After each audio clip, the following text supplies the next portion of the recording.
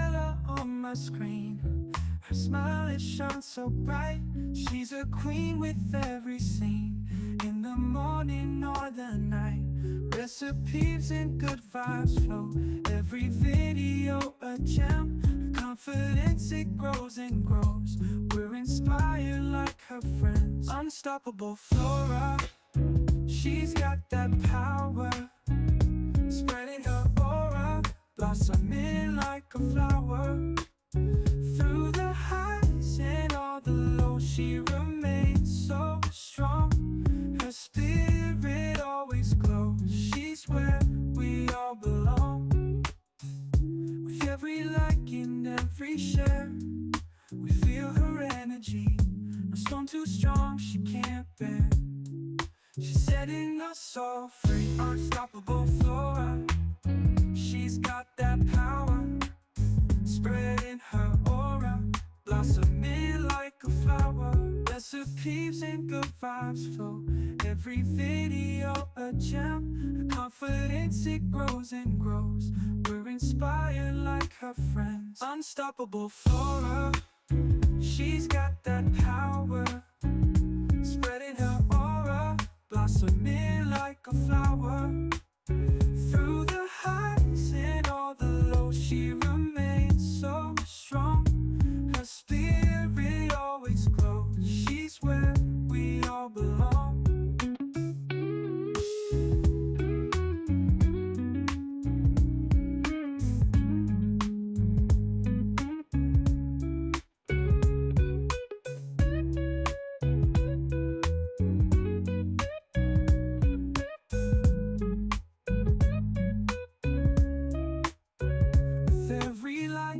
Every share, we feel her energy. No storm too strong, she can't bear. She's setting us all free. Unstoppable Flora, she's got that power. Spreading her aura, blossoming like a flower. Through the highs and all the lows, she remains so strong. Her spirit always glows. She's where we all belong.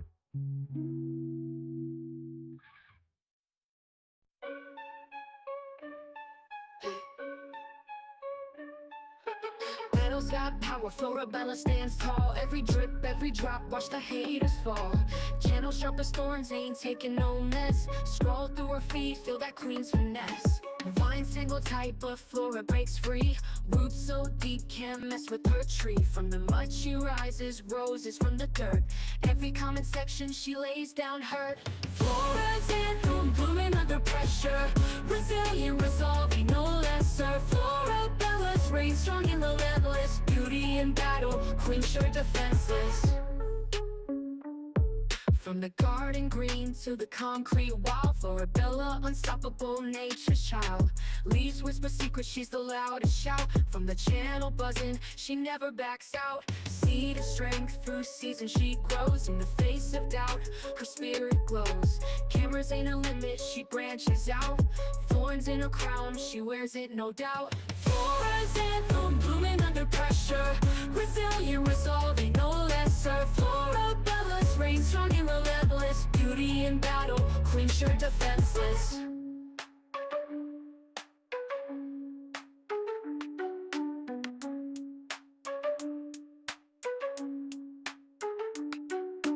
Flora's anthem, blooming under pressure. Resilient, resolving, no lesser. Florabella's reign strong and relentless. Beauty in battle, queen sure defenseless.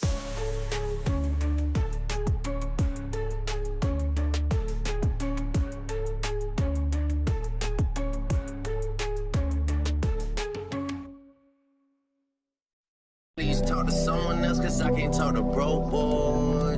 I can't talk to bro boy. I can't talk to bro boys. I can't talk to bro boy. I can't talk to bro boy. No, I can't talk to bro boy. I can't talk to. That nigga's crazy. Hopping in bitch and I saw it to be. Snakes in the grass so they harder to see. My brother would give up his life to the O. He told me he'd go be a martyr for me. Said that she ready to corner the 6. I hit up Pauline and charter the P. Ain't really leave, but I'm back. I'm back. I'm back. I'm riding around in Atlanta was sad, cause that nigga been going harder than me. Nothing to change, I'm just harder to please. Ferrari is making an SUV. We ain't got a choice, we ordering these. Shout out Noel for recording the V's. He know where this shit about to go. Cause nobody touching the flow. They say you alone at the top, but it's gotta be lonely below. You just getting ready to diss, but don't even mention the hoe. And don't even mention the foe. Unless you was trying to go pro. Hey. I got more strikes than it. Alright, my apologies, guys. Sorry for the delay. What was that, 6-minute delay? My bad, everybody, my bad. I did want to come back. I was going to do some long form content right now, but I decided to push it back a little bit later. So this video will specifically be an update on 14-year-old Trevor Lee, who deleted his mom and dad. And then remember, if you guys don't remember this case, I covered it a couple days ago. After he deleted his mom and dad, he pretty much called the police and said, can you pray for me? Or he confessed to deleting his parents, and then he said, can you pray for me, please? I'm going to be at this church. And the lady was like, yeah, I'll pray for you. And he went to the church, and that's how he was picked up for this crime. So there is a slight update because instead of leaving his charges at second-degree red rum, his charges were updated to first-degree red rum. So, there's an indication that after investigating a little bit that there's more to this story. Now, I remember, if you guys don't, initially saying there's something strange about him calling and asking for forgiveness or asking for prayer, whatever the hell it is. Something dramatic about that. Like, it's very possible that he felt guilt and that's why he asked for it. But there's something theatrical about calling the police and saying, I need you to pray for me after confessing that you deleted your parents. So we're going to go into the update from Crime Fix on law and crime. So if you guys can do me a favor, hit the like button, share, subscribe, all that. I'll appreciate it. I am trying a different format of streaming as I realized I want to start tapping into different sources. I don't want to be locked into one form of streaming and not being able to do any other kind. So do me a favor, if you guys are finding this video later, share, subscribe, all that. I'll appreciate it. All right, so this will be probably about an hour max, but we're going to go into this story here. This video is only about 20 minutes, so we might stretch it just because I want to go into the details of this case that we found out in the beginning versus what we know now. All right, so let's get into it, guys. Do me a favor, if you haven't already, hit the like button. You first? Yes, sir. Go ahead, I'll listen to you. A 14-year-old boy faces new charges in the murders of his parents after the sheriff said he called 911 and confessed. I look at the new information we're learning about the case of Trevor Lee out of Florida.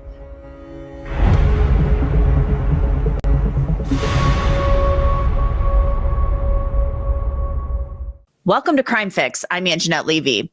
A 14-year-old boy should be focused on homework, summer break, and in Trevor Lee's case, football. But instead, this teenager, he's in jail facing murder charges for the deaths of his parents.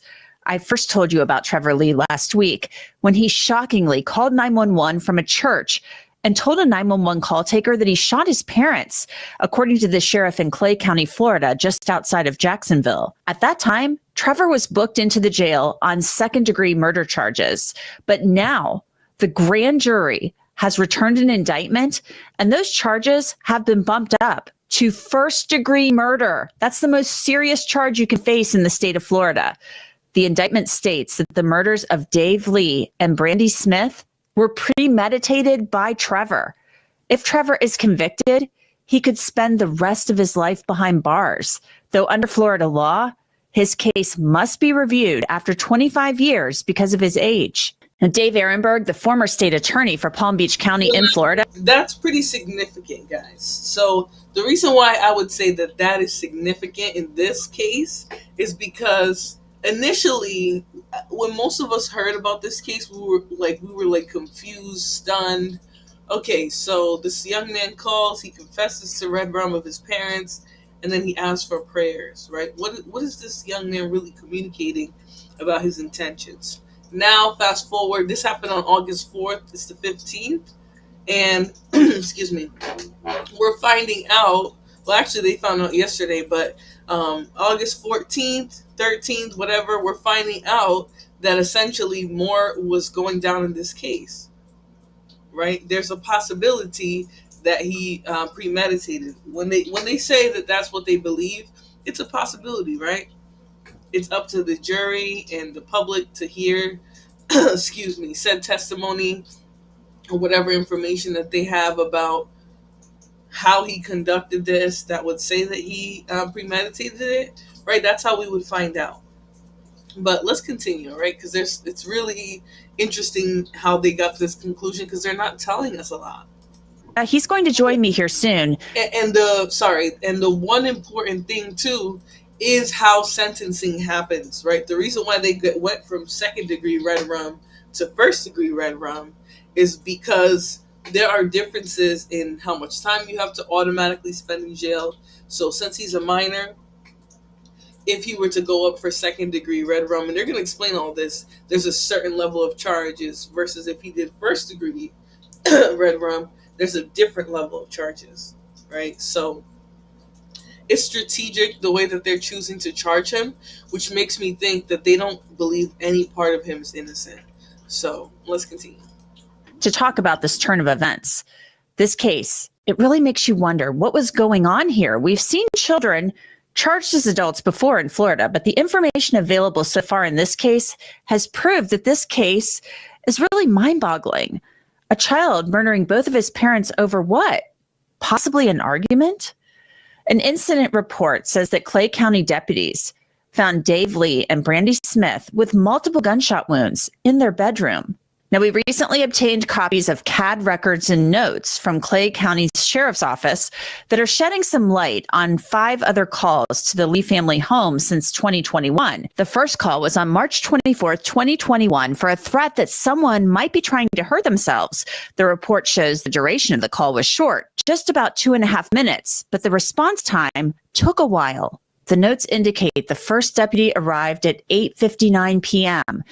Officers remained on scene for 49 minutes. Then in 2022, there was a call for a disturbance. The notes state that on July 8th at 5:26 a.m., a woman called 911 to report that a male was holding her against her will.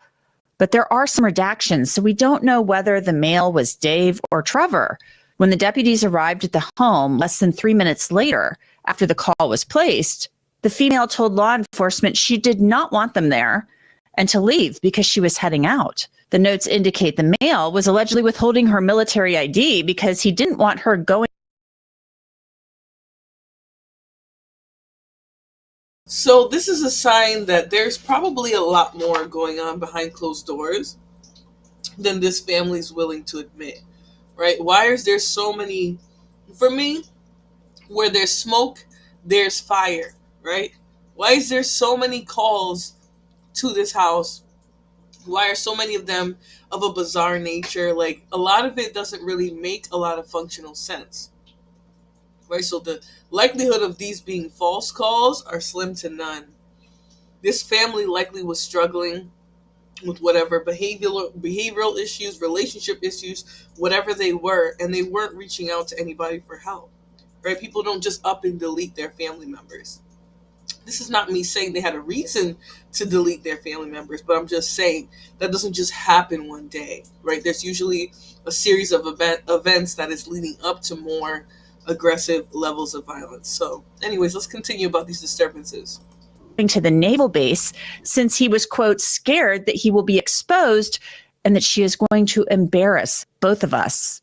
Now, we don't know what that male meant by being exposed. We could assume this was Dave Lee saying this. In that instance, the deputy was at the home for just 15 minutes. On March 21st, 2024, deputies were called to the house twice for a sick person. The caller said a female was having stomach pain and difficulty breathing. Timestamps on the report show the call lasted less than a minute and the event was canceled. The second call came 2 weeks later on April 5th around 11 a.m. The caller was heard saying hello and oh my God before the call was disconnected. Less than a minute later, dispatch called back And the caller said a male was having nonstop stomach and chest pains, with pain radiating into both of his arms. The report indicated the call lasted for less than 2 minutes. This time, again, no deputy was dispatched to the residence. According to the notes, a female was complaining about stomach pain. Then on April 27th of this year, it appears a deputy initiated a follow-up investigation. Then came the call from Trevor Lee's sister, reporting the shooting early in the morning on August 4th. Are you there with them? Send help. No, I'm all the way in California. Please, I need you to send help. What makes you... I don't know. And let me just say, too, the fact that this young boy isn't calling anybody locally, right? There's nobody locally that he can speak with that's going to help him, that's going to, come check on the family. Nothing. He has to call the sister in California. This is a sign, I think at least, of there being disturbances in that family that are kept on the hush-hush, right? They don't seek help. They don't seek therapy. They don't seek mental health treatment. This is sort of an escalation of a lack of, seeking help, right? Seeking other resources here, right? This sister doesn't even know what's going on. She stays away. Yet that's who this boy relied on to call. Now, he does have friends and people in the community, but obviously those people don't know the inner workings of their family. But let's continue. I don't know where he's at. I have no idea where he's at, but please, hurry up. As a breaking news reporter, I live a really active lifestyle. Whether I'm running in and out of the courthouse or chasing down interviews, it's really important that I find a way to be comfortable while also looking professional and polished. For comfort and style together, there's no better place to look than Honey Love's shapewear and bras. Honey Love's bras are made with a specially designed bonding technology that lifts without the use of a painful underwire. Their shapewear, it's just as impressive, with targeted compression designed to enhance your curves, but not squeeze or roll down. Now, what I think makes Honey Love really special is that they are an independent, woman-founded brand with products designed by and for the women who wear them. Every woman deserves bras and shapewear that are easy to throw on while also elevating both her Honey Love is after standard and bras and shapewear with Honey Love. Now, I spoke with Clay County Sheriff Michelle Cook about the call and the arrest. What's interesting is after he shot his parents, he walked over a mile, about a mile and a half, to a church where, and we believe during that time that he was walking to the church is when he called her, and then when he got to the church is when he called our 911 communication center. Do we have an idea? I mean, that's another kind of strange thing about this. Do we know why he decided to walk to the church? I mean, I can kind of connect it. I mean, there's no way that we're going to know why he walked there, right? There's no way, but excuse me. I do think he was trying to portray himself in a more innocent way by being associated with a church, like, and showing mercy or like regret or remorse or whatever the hell it is right after this happened, right? I think he wanted to humanize himself, which is a little narcissistic, just a little. He wanted people to see him as this weak, docile thing and feel bad for him. And maybe not even give him consequences. That's what I think. But, obviously the receipts are going to receipt, and they're going to see what they're seeing in the inner workings of this family, at least what they can see on paper. So. And think that he called his sister to tell her what he did, and she likely told him to call law enforcement. That's right. Where I'm going in my head with that. But why walk to the church? Well, where his house is in relation to the church, even though it was, probably close to a mile and a half walked, it was a pretty direct line. This church sits up on a major road and is easily discernible as you're walking. And I'm thinking like you, that his sister just encouraged him to call 911. And he probably felt that, walking up to the church and waiting for deputies to arrive was probably the safest place for him to do that. So he walks to the church and he calls 911. Your call takers, or the 911 center call takers, I'm assuming, they're dispatching, they're trying to get information from him. They're talking to him. What can we glean from this whole thing about why this unfolded the way that it did? Interestingly enough, we've had quite a few swatting calls in our community over the past couple of years. So initially, when the call came in, there was some concern with our communication center that this was going to be another swatting call. So our communication center kept him on the line for quite a while as deputies responded to the house and surrounded the house and then attempted to make contact with the occupants inside the house. And based upon the information that our communication center was being given, the deputies made the determination. This is where I say I think this young man is not as dumb as he looks, right? I think to some degree he did realize the situation he could put himself in by calling the police from his house and saying, hey, I just deleted my parents, right? I think he was probably thinking from a self-preservation and a like make myself look innocent type of perspective, where he's like, all right, I'm gonna meet them at this church, not only for my own safety, because if I'm in the house they're gonna worry about other weapons, violence, versus if I'm in a church I seem innocent because why did I come here? Also, I'm in an open space like they're saying there, right? The church is on this main road. You can see him from every direction. I mean, he's probably in the best spot to be surrounded by police versus inside of his home. So he was definitely thinking ahead here, and that's probably where a lot of the premeditation is going to come from, is the fact that he took specific steps to evade this and evade that, or to get more time, or to go to a safe location, right? These are things that you're doing in preparation of. So go ahead and make entry into the home to do what we call a protective sweep, where the deputies found the two deceased parents. And then our comm center, our dispatcher did a fantastic job keeping him on the phone and talking to him. And within just a couple of minutes, we were able to put eyes on him at the church.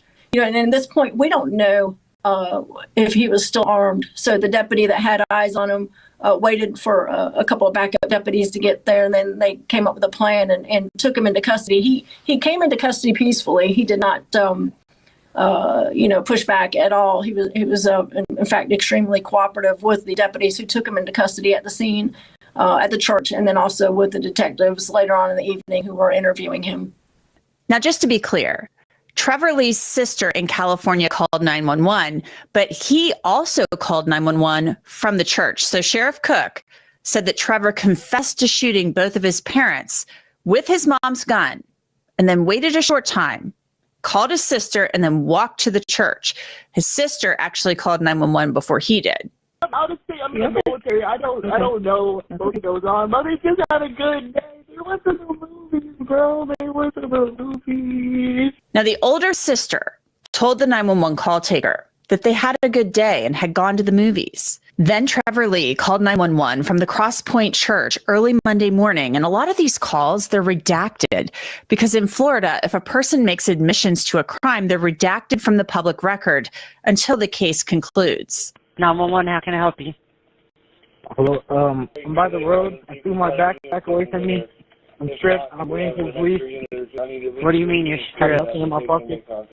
I emptied my pockets and everything. There's nothing in my pockets. And I'm not like on the sidewalk. I'm like in the middle part. You're going to be in the parking lot?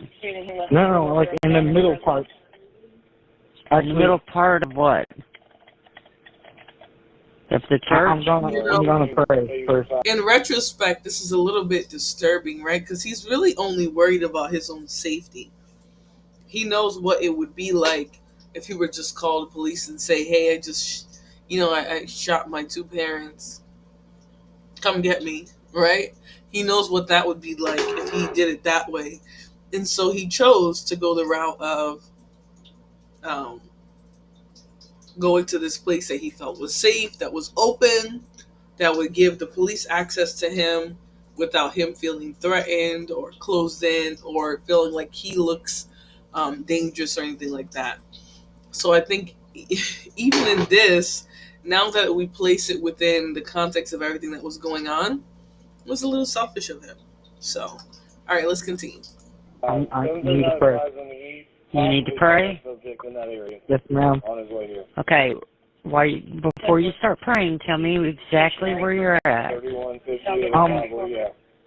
If you're driving towards the church, like I'm right out in front of the church, there's a big cross. Do you pray? Yes, sir. Go ahead. I'll listen to you. Well, I was going to ask if you could pray for me, ma'am. Right now. I'll definitely be praying for you, son. Okay, we've asked them not to point guns at you. Okay, they're going to be approaching you any minute. So to talk about this new indictment of 14-year-old Trevor Lee, this is still kind of boggling my mind. I want to bring in Dave Ehrenberg. He was the state attorney in Palm Beach County for many years, and he's had to make decisions about charging teenagers as adults. So Dave, thanks for coming back on to discuss this. When we last talked about this case. And I'm going to pause here, right, because he mostly talks about how sentencing changes from what you charge the person with to, like from what the charges are. So if it's second degree to first degree, there's a change in how that person will be sentenced, how they'll serve out their time. He's going to go into all that here. So I'm trying to get it to the right point so you guys can just hear that part, and then we'll skip past it a little bit. But let's hear from him. He used to be a prosecutor. Must have determined that there was premeditation here, Anjanette. And you don't need a lot of premeditation. Mm-hmm. There's an old saying, all you need to do in the real world, if you're thinking about killing an ant, is to think about just for a couple seconds and then step on the ant. That would be enough for premeditation. So if they had a fight and then Trevor Lee grabbed or had to search for the parent's gun and then killed his parents, yeah, that would be enough premeditation. I was just surprised because he's a juvenile, 14 years old, he's not eligible for the death penalty. So when you normally charge someone with first-degree murder, you get a grand jury indictment, it's a capital crime, and then that person is eligible for the ultimate punishment. But here he's not. And so he's eligible for life in prison, which he could also get in a second-degree murder case. So that's why I was a little surprised by it. But at the same time, in Florida, if you seek a grand jury indictment for a juvenile, which apparently is what happened here, then the court is limited and cannot impose juvenile sanctions. The court must impose adult sanctions. And so that's why perhaps the prosecutors did this. And that's what's so interesting to me, because this is a juvenile. And so he is not eligible for the death penalty. And it sounds like, a lot of what we're getting, the records from the sheriff's office, is a lot of it's redacted. And she gets kind of fixated on the fact that, the red rum policy is taken off the table. But, the issue, or not the issue, but the change here between the two sentencings is essentially going to be how much time he serves. All right, so let's go a little bit deeper into this. Hopefully we can skip over his mom and dad, and then he walks to a church and calls 911. And we don't know what he said because of the laws in Florida. It's redacted what he actually said, the admission, and says, I killed my parents. And he's like praying with a 911 call taker. I mean, I'm just kind of like, what is going on here? Well, they got the confession. And I don't think that is going to be an issue at trial, whether he's the one who actually did it. Perhaps they'll try to go to state of mind, and perhaps they'll try and negotiate this into some settlement in advance of trial. But there are some exceptions to the public records rules for ongoing and current investigations. I would also think that due to the age of the defendant, that is probably used as a way to hold on to these body cameras and other evidence longer than you could in an adult case. Florida, you're right, has a very broad public record law, but it's only as broad as the courts allow it to be. And so that would take the media to sue and to try to get this stuff.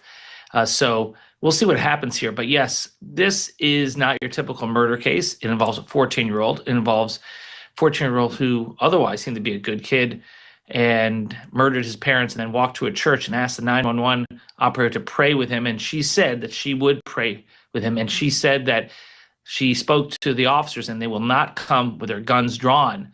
So she did him a solid in that way. And there was no incident. And now we're left to try to figure out what happens next. And the first big surprise in the case is the indictment for first-degree murder.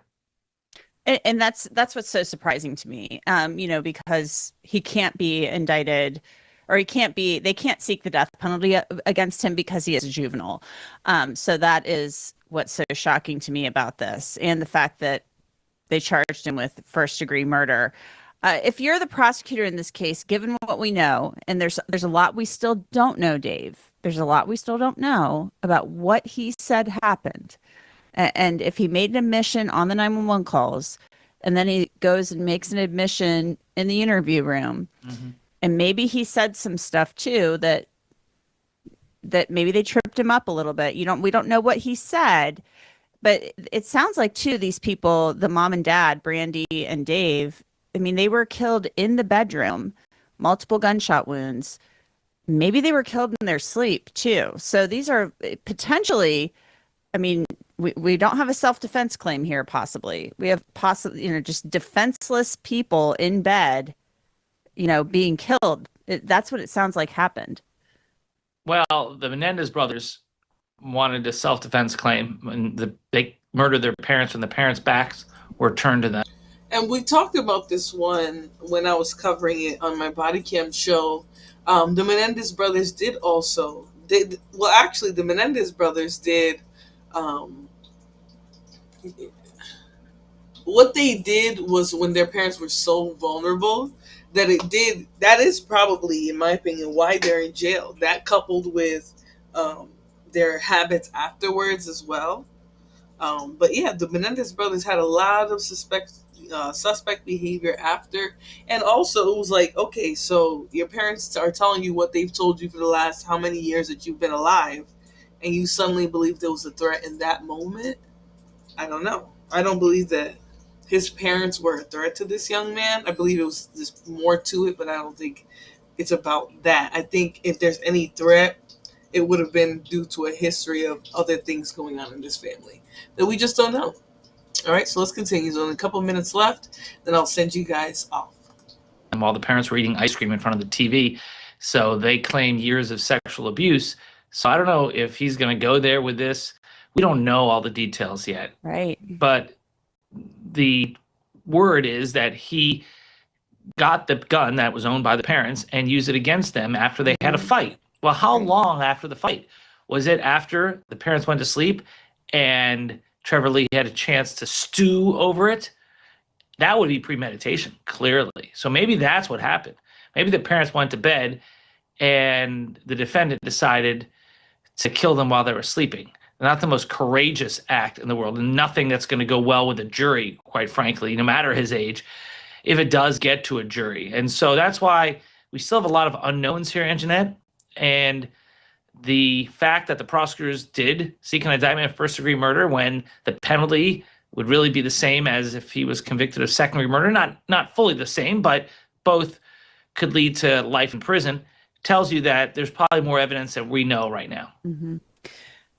Yeah, and you can stew about something, but there's also a cooling off period too, where cooler heads are supposed to possibly prevail. And we do have 14-year-olds who aren't fully developed, Dave. We all know, you've been in this game a long time. The kids, their brains, especially the boys, aren't fully developed. Yeah, and I definitely agree that this is a young man who acted without thinking. He was overly emotional. He's going through puberty. I believe there's a lot of reasons why he acted that are outside of his control. I just think if they're updating this to first degree red rum, there's a sign of more deviance here. And I don't think that deviance should be ignored due to age or anything like that. I think if we see the signs early, we should take heed to them. Excuse me. And I do think that's why they're charging him the way they are. So we'll see. There's a few more minutes left in this. But, for the most part, my opinion on this situation is that it's going to continue to unfold what that household was really like, what was really going on beneath the surface there. All right, so let's get into it. developed at that age. So we'll probably see something like that being brought up too during this whole case by the defense, I would assume. Yes, if it does go to trial, that's where they would go here, because there's not a question of who committed the murders, but they can get into his mental state. They can use his youth to try to get him maybe a lesser conviction or some sort of escape from the conviction entirely. Keep in mind, one of the reasons why they went for first-degree murder was that when a juvenile is charged with murder, if they're convicted, if they're charged with first-degree murder and convicted of that, although they can't get the death penalty, they can get life in prison. They would get life, but they'd also be eligible for a review after 40 years. So they come up for a review. There is no parole in Florida, but if you're a juvenile, you do get the opportunity for what's equivalent to parole after 40 years. And then again, after 25 years after that. But if you charge them with the second-degree murder charge, which is what I thought they were going to do, then the review is after 25 years, not 40 years. And then the next review is a shorter period after that. So there is a benefit for prosecutors in going for first. So essentially, what ends up happening is a 14-year-old deletes his parents, and after 25 years with good behavior, good time and things like that, he would essentially possibly leave prison in his 30s. And he doesn't mean he would be leaving a better person. It's possible, right? But it doesn't mean he would be leaving a better person. And that's what the second degree charge. He has ability to possibly leave in his 30s. With first degree red rum, he has to spend automatically 40 years before he's ever considered for a release, right? Because he's a minor right now. So I think that's a really good setup for the kids there, right? Where they still get the opportunity to live. And I think the fact that they upgraded it to first degree means that they don't believe he deserves that. I want to know why. Sometimes prosecutors just want to be tough on crime and make an example of someone, and that could very much be what's going on here. But sometimes the information and the evidence is so egregious of what this person did that they are going to upgrade it and make sure that this person is punished to the full extent of the law. And I think that's kind of what's going on here, but we'll see. All right, got a couple seconds left, and then I'll see y'all on the next one. Degree murder, then second-degree murder, even though the death penalty is off the table. Well, it will be really interesting to see how this pans out. And I mean, it's a tragic case.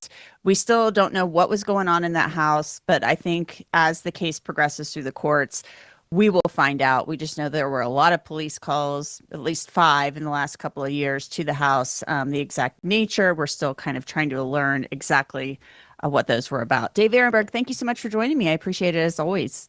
Thank you, Antoinette. Now, keep in mind, a lot of the records that we referred to were redacted, and the body-worn camera in this case is actually being withheld at this time because of the ongoing investigation. Trevor Lee is due in court next week for his arraignment on those first-degree murder charges. At that time, he will enter a plea that will most likely be a not guilty plea. And that's it for this episode of Crime Fix. Yeah, so, that's a very interesting part of it. Florida, like they mentioned several times in this video, is a state that very openly gives body cams and things like that, even if they have to redact. So the fact that they're holding back a lot of this says that there's more to the story.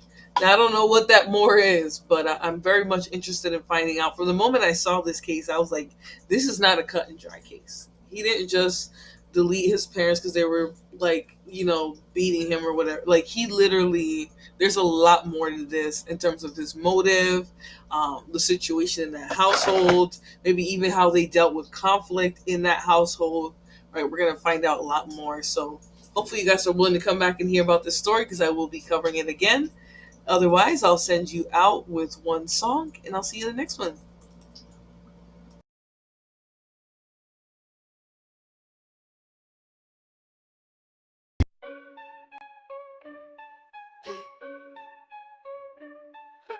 Battles got power, Florabella stands tall. Every drip, every drop, watch the haters fall. Channel sharp as thorns, And Jeanette Levy, thanks so much. Scroll through her feet, feel that queen's finesse. Vines tangle tight, but Flora breaks free. Roots so deep, can't mess with her tree. From the mud she rises, roses from the dirt. Every comment section she lays down hurt. Flora's anthem. under pressure. Resilient, resolving, no lesser. Florabella's reign strong and relentless. Beauty in battle, queen sure defenseless. From the garden green to the concrete wall, Florabella, unstoppable nature's child. Leaves whisper secrets, she's the loudest shout. From the channel buzzing, she never backs out. Seed of strength, through seasons she grows. In the face of doubt, her spirit glows. Cameras ain't a limit, she branches out. Thorns in her crown, she wears it no doubt. Flora's anthem, blooming under pressure. Resilient, resolving, no lesser. Florabella's reign strong and